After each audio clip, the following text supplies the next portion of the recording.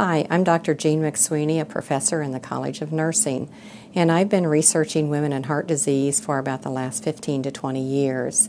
This is such an important topic because heart disease is the #1 killer of women. We often tend to think that breast cancer is the #1 killer of women, but in fact it really is cardiovascular disease.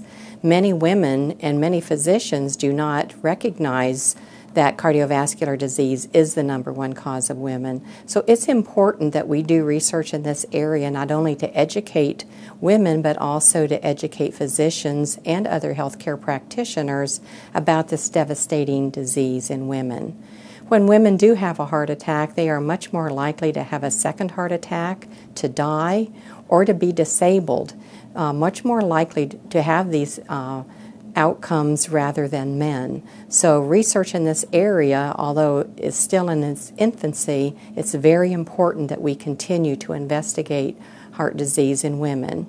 Our particular line of inquiry has really focused on identifying women's early warning symptoms of heart disease, and then also the symptoms that they have when they're actually having a heart attack.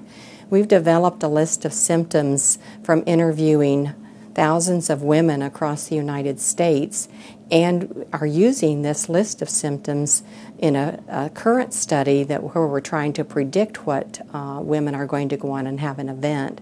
So we have a list of about 30 early warning symptoms and about 35 acute symptoms, but we're trying to narrow this symptom list down so that this could be used when women come in perhaps to see a family practice physician or OBGYN provider, so that they could very quickly go down a checklist of symptoms and be able to identify which ones that they are having that might be new and might be indicative of possibly developing coronary heart disease.